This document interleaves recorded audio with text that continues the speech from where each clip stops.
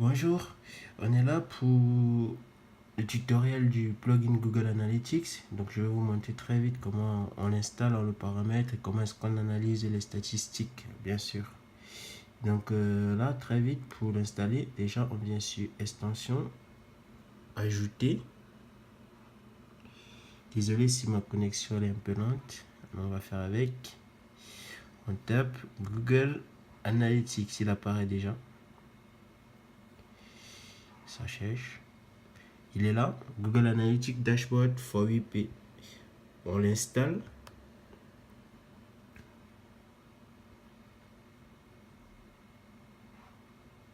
Comme d'hab, ça charge. Ensuite, on l'active.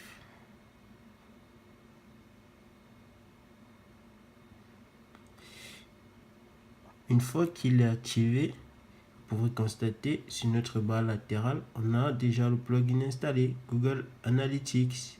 Alors pour le configurer, c'est simple. Déjà, il nous faut une adresse Gmail, il nous faut un compte Google Analytics. Moi, personnellement, je les ai déjà, les deux. Donc, je viens sur Réglages généraux. On me demande autoriser l'extension, c'est-à-dire que est-ce que j'autorise l'extension à récupérer mes données Google Analytics. Autoriser. Voilà, on dit obtenir le code d'accès. On vient bien là, on clique sur obtenir le code d'accès. Effectivement, vous voyez, ça me redirige vers un compte Google. Mon compte, il est là, il est déjà créé. Donc, je vais juste le sélectionner. Alors, il me demande afficher toutes les données Google Analytics, c'est bon.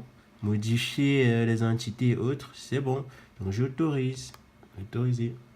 Voilà, il me donne le code dont on avait besoin tout à l'heure, c'est le code de suivi. On le copie. Vous voyez, copie. Et je viens à cet endroit, je le colle. CTRL V. Puis je fais enregistrer. Voilà, il est là. Ensuite, on va faire juste d'autres petits réglages. Donc, on va venir là, on va sélectionner toutes les données du site. On sélectionne. Et bien entendu, sur la base, on enregistre les modifications. Les modifications sont enregistrées.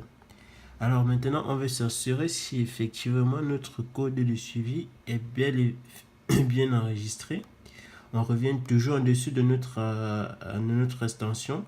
On a là code de suivi. On clique dessus. Code de suivi, il est là. Vous avez remarqué UA, ce code-là, UA 75 29 et autres.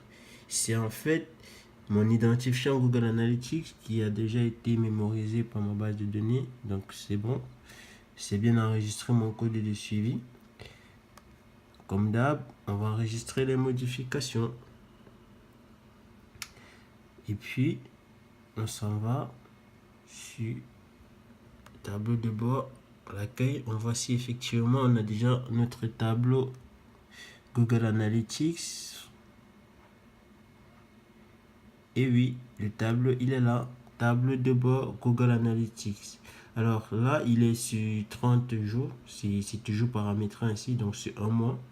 Et donc, on voit bien la courbe qui est encore toute vierge, c'est-à-dire il n'y a pas eu de visite, il n'y a rien eu, pas de trafic. Mais en gros, comment est-ce qu'on analyse le trafic quand on a un site à fort trafic? Ce qui se passe, c'est, voilà, on a des sessions sur le nombre de pages que les utilisateurs ont bien sûr navigué sur notre site. Le nombre d'utilisateurs correspond aux internautes, combien d'internautes visitent notre site. Les pages, effectivement, c'est combien de pages est-ce qu'un internaute visite. Le taux de rebond, en fait, c'est est-ce qu'il se déconnecte vite ou alors est-ce que voilà, ils prennent assez de temps pour visiter les pages. C'est-à-dire, moins le taux, plus le taux il est bas, plus ça veut dire que votre site il est bon.